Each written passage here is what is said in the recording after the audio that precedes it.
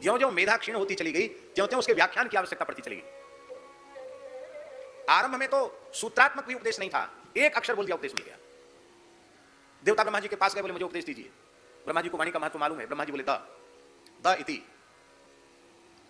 दैत्य दानव पहुंचे, बोले ब्रह्मा जी हमको भी उपदेश दीजिए। ब्रह्मा जी बोले द इति। मनुष्य पहुंचे, महाराज हमको उपदेश दीजिए। ब्रह्मा जी बोले द इति। तीनों को दा कहा, समझे? देवता बोले महाराज समझ गए। क्या समझे? बोले हम भोगी प्रकृति के, पुण्य का भोग स्वर्ग में करते हैं, ज्यादा भोग करते हैं, पुण्य क्षीण हो जाते हैं, फिर हमको नीचे गिरना पड़ता है और दैत्यों से पराजित होना पड़ता है भोग के कारण। इसलिए आपने हमको सलाह दी है कि द माने इंद्रियों का दमन करो। हम बिल्कुल ठीक समझे। दैत्यों से पूछा तुमने क्या समझा? दैत्य बोले महाराज हमारे कोई अलग से सिंह पूंछ थोड़ी आपने बना दिए हैं, हम लोगों में निर्दयता है, किसी प्राणी पर हम दया नहीं करते हैं, इसलिए हमको दानव कहते हैं, दैत्य कहते हैं, राक्षस कहते हैं। यदि हम दया भाव धारण कर लें तो हम भी पूज्य हो जाएंगे। अब बिल्कुल ठीक समझा, तुम्हारा कल्याण सब प्राणियों पर दया करने में है, फिर तुम असुर नहीं रह जाओगे, फिर तुम दैत्य नहीं रह जाओगे। मनुष्यों से पूछा तुमने क्या समझा?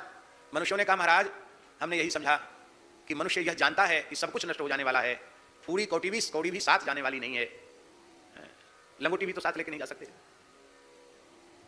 फिर भी मनुष्य दिनों रात भोगों के संग्रह में, संपत्ति के संग्रह में लगा हुआ है, लोभपूर्वक छल कपट दंभ का आश्रय लेकर के धन ये न प्रकार धन का संग्रह हो, इसी में लगा हुआ है। तो आपने हमसे कहा कि भोग मत करो, दान करो। द माने दान, माने तुम्हारे व्यवहार से परिवार, तुम्हारे अपने और अपने परिवार के कुटुंब के व्यवहार से जो भी कोई वस्तु पदार्थ अधिक है, उस वस्तु पदार्थ को जो अभावग्रस्त प्राणी है, जिन्हें उसकी आवश्यकता है और उपलब्ध नहीं हो रहा है, उनको आप दो। इसी का नाम दान है।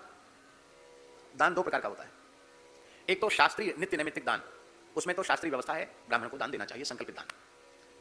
दूसरा दान, दान दरिद्र को दीजिए मिटे दरिद्र की पीर। संत वाणी में कहा गया जो भूखा प्राणी है, प्यासा प्राणी है, वही दान का पात्र है। वस्त्रहीन व्यक्ति किसी जाति का हो, ठिठुर रहा है ठंड से, वो वस्त्र का पात्र है।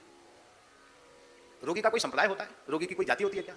कोई भी रुग्ण मनुष्य औषधि का, चिकित्सा का अधिकारी है। आपके पास है तो आप उसकी चिकित्सा कराइए। शिक्षा, चिकित्सा, अन्न, वस्त्र, इसका अधिकार सबको है कि नहीं?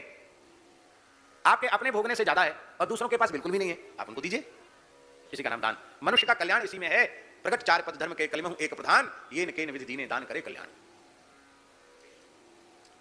दूसरी बात यह है कि वैदिक हिंदू सनातन संस्कृति का जो मूल है वह वेद लक्षणा भारतीय देसी गाय है। क्योंकि गाय केवल मनुष्यों का पोषण नहीं करती है, देवताओं का पोषण भी करती है, ऋषियों का पोषण भी करती है। और केवल देवता, मनुष्य, ऋषि इनका ही पोषण नहीं करती है, संपूर्ण प्रकृति का पोषण करती है, संपूर्ण पर्यावरण का पोषण करती है।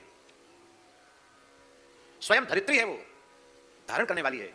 इसलिए धरती माता का जो आधिदैविक स्वरूप है वह गाय का ही है।